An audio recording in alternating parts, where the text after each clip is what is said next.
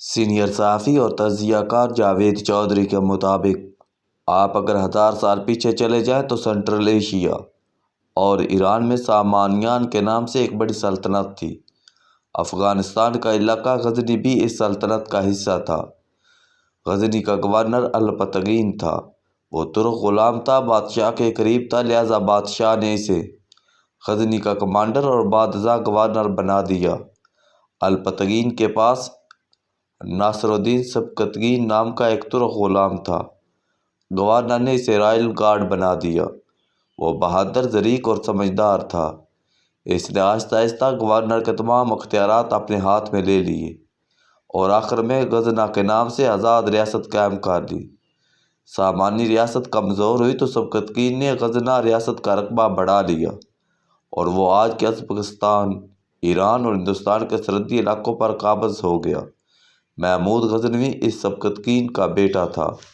یہ درست ہے، محمود غزنوی سن 971 میں غزنی میں پیدا ہوا، لیکن وہ ترک باپ کا بیٹا تھا، لہذا محمود غزنوی افغانی نہیں ترک تھا۔ اس ترک بادشاہ نے ہندوستان پر 17 حملے کیے اور ان حملوں کا مقصد اپنی سلطنت کو وسعت دینا تھا۔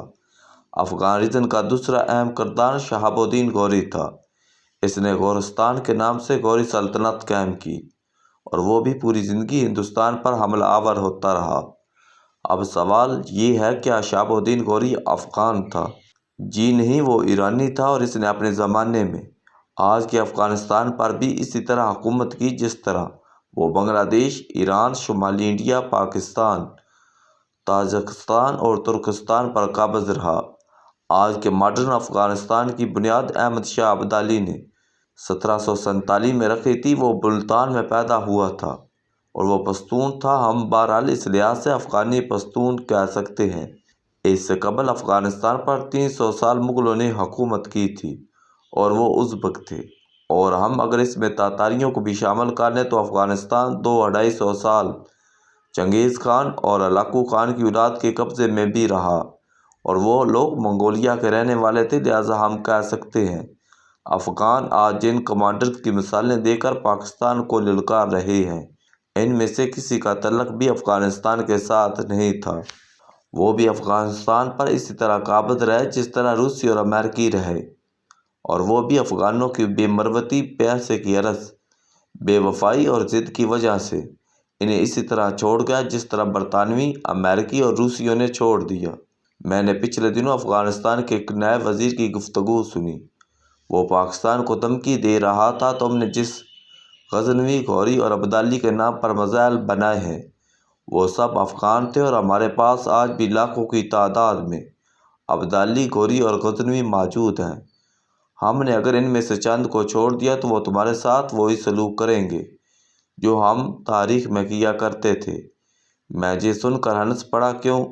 کیونکہ وہ جن لوگوں کا نام لے رہا تھا وہ سب سنٹرل ایشین تھے، اور انہوں نے نہ صرف ہندوستان پر حملے اور قبضے کیے تھے بلکہ وہ افغانستان پر بھی قابض رہے تھے، اور ماضی کا افغانستان بھی ان سے اتنا ہی تنگ تھا جتنا ہندوستان۔ آج کا سب سے بڑا سوال یہ ہے، افغان یا طالبان پاکستان کے خلاف کیوں ہیں؟ اس کی 3 بڑی وجوہات ہیں۔ پہلی وجہ احسان فراموشی ہے۔ افغانیوں کا ڈی این اے ہی احسان فراموشی سے بنا ہوا ہے۔ آپ ماضی کو چھوڑ دیجئے اور آج کی مثال لیجئے۔ طالبان حکومت کے تمام اہم لوگ 20 سال پاکستان کی پناہ میں رہے اور ان کی حفاظت کے لیے پاکستان نے جتنا دباؤ برداشت کیا وہ ایک ناقابل یقین کہانی ہے۔ پاکستان نے پوری دنیا کی مخالفت کے باوجود طالبان کی شورا کے 25 ارکان کو اپنے پاس محفوظ رکھا۔ آج کی افغان حکومت کے 34 گورنر، طالبان کی شیڈو گورنمنٹ کے 16 وزراء اور طالبان فوج کے 500 کمانڈرز پاکستان کے پاس رہے۔ پاکستان نے طالبان کے 54,000 زخمیوں کا علاج بھی کیا۔ یہ سلسلہ 21 سال چلا اور اس دوران پاکستان نے ان کو رقم بھی دی، رہائش گاہیں بھی، راشن بھی اور سیکورٹی بھی۔ 2018 میں جب دوحہ میں مذاکرات شروع ہوئے تو 165 ملاقاتیں ہوئیں اور ان لوگوں کو پاکستان اپنے اخراجات پر قطر لے جاتا اور ان کی میٹنگز کراتا رہا، اور طالبان حکومت کے آج کے تمام وزراء پاکستان میں پیدا ہوئے اور انہوں نے پاکستانی اداروں اور مدارس میں تعلیم حاصل کی۔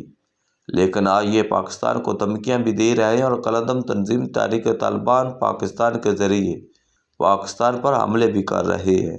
میں اسے افغانوں کا کریکٹر بھی کہتا ہوں، جبکہ ہمارے بزرگ اور استاد مفتی عبدالرحیم کا دعویٰ ہے اس کے پیچھے امریکی اور بھارتی ہیں۔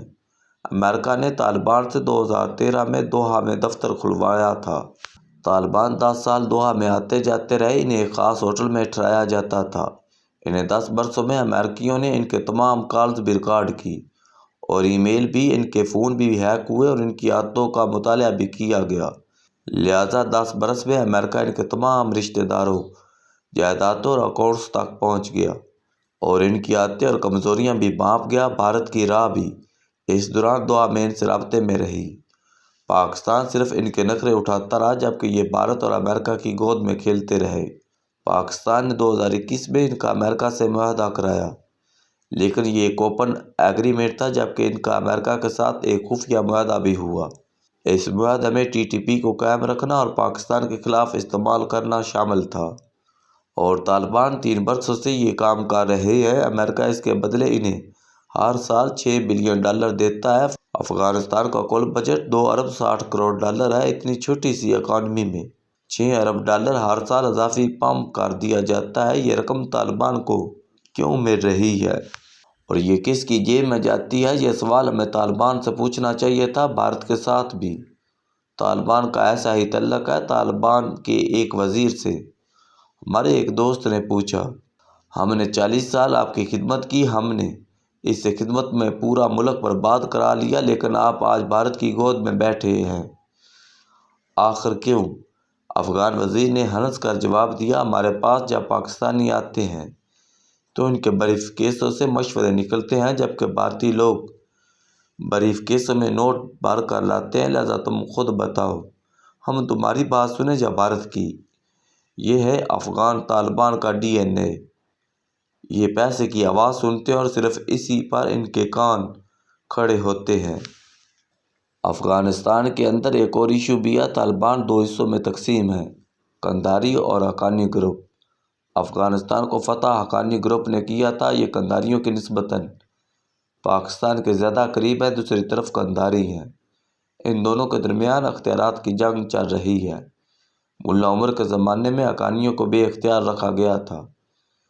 2021 کے بعد سراج الدین حقانی کو وزارت داخلہ ملی اور یہ انتہائی تکڑی وزارت ہے، لیکن اب امیر المومنین ہیبت اللہ نے سراج الدین حقانی کے اختیارات کم کرنا شروع کر دیے ہیں، جس کے نتیجے میں قندھاری گروپ کے سربراہ ملا یعقوب مضبوط ہوتے چلے جا رہے ہیں۔ یہ اس وقت وزیر دفاع ہے اور ان کے بھارت اور راہ کے ساتھ بہت اچھے تعلقات ہیں۔ افغانستان میں اب ہر دوسرا شخص یہ کہہ رہا ہے بھارت ملا یعقوب کو مسلسل پیسے دے رہا ہے اور ملا یعقوب انہیں زیادہ سے زیادہ سہولتیں۔ لہٰذا وہ وقت دور نہیں جب بھارت افغانستان میں اشرف غنی کے زمانے کے تمام قونصل خانے کھول لے گا اور کابل اور قندھار میں بیٹھ کر پاکستان کو نقصان پہنچائے گا۔ سراج الدین حقانی کے چچا حاجی خلیل حقانی کو 11 دسمبر 2024 کو کابل میں قتل کر دیا گیا تھا۔ وہ انتہائی ظریف اور بہادر انسان تھا۔ وہ قبائلی سیاست کو بھی سمجھتا تھا، ملکی سیاست کو بھی اور پاکستان کو بھی۔ دل سے خیر خواہ تھا اور یعقوبیہ اس کی جان لے گی۔ حقانیوں کا خیال ہے حاجی خلیل حقانی کو بھارت نے قتل کرایا کیونکہ وہ بھارتی عزائم کے راستے میں بہت بڑی رکاوٹ تھا۔ ہم اب آتے ہیں اس بنیادی سوال کی طرح، کیا پاکستان افغانستان کو کنٹرول نہیں کر سکے گا؟ اس کا سیدھا سادہ جواب ہے، دنیا میں اگر کوئی ملک افغانستان کا ایکسپرٹ ہے تو اس کا نام پاکستان ہے۔ پاکستان نہ صرف افغانیوں کے تمام قبائل کو جانتا ہے بلکہ یہ ان کی نسلوں، زبانوں اور مذہبی اخلاق پاکستان نہ صرف افغانوں کے تمام قبائل کو جانتا ہے بلکہ یہ ان کی نسلوں، زبانوں اور مذہبی اختلافات تک سے بھی واقف ہے۔ پاکستانی آج بھی ان کے تمام گروپوں سے رابطے میں ہے۔ افغانیوں نے اگر سوویت یونین کو شکست دی یا امریکہ 20 سال بعد افغانستان سے نکلنے پر مجبور ہو گیا تو اس کا سارا کریڈٹ پاکستان کو جاتا ہے۔ پاکستان نہ ہوتا تو سوویت یونین آج تک افغانستان کو ریت کا ڈیلا بنا چکا ہوتا، اور اگر پاکستان افغانیوں کی مدد نہ کرتا، یہ طالبان کو زندہ نہ رکھتا تو آج یہ ملک امریکہ کی 21ویں ریاست ہوتا۔ افغانیوں کی اقلیت کی یہ حالت ہے یہ 1992 میں روس کے جانے کے بعد 4 برس میں لڑ کر مر گئے تھے۔ یہ کوئی متفقہ حکومت نہیں بنا سکتے تھے اور یہ 2001 میں صرف 35 دنوں میں امریکہ کے سامنے ہتھیار پھینک کر فرار ہو گئے تھے۔ افغانستان انسانی تاریخ کا پہلا ملک تھا جو زمینی فوجوں کے بغیر فتح ہو گیا تھا۔ امریکی فوج 2001 میں طالبان کے فرار کے بعد افغانستان میں داخل ہوئی تھی، لہذا اگر پاکستان چاہے تو یہ 1 ہفتے میں طالبان حکومت کو پیک کر دے گا۔ لہذا پاکستان اب بھی افغانوں کو رہتی نمبر دے گا یہ نہیں چاہتا، یہ اپنے ہی بت اپنے ہاتھوں سے توڑ دے۔ لیکن مجھے محسوس ہوتا ہے افغان شدید پاکستان کی اس محبت کو اس کی کمزوری سمجھتے ہیں، لہذا یہ 2 ماہ میں کچھ نہ کچھ ایسا کر کے رہیں گے جس کے بعد پاکستان کو مجبوراً اپنی پالیسی تبدیل کرنا پڑے گی اور اس کے نتیجے میں ریمنڈ لائٹ کی دوسری طرف کوئی غزل نہیں بچے گا اور نہ ابدالی۔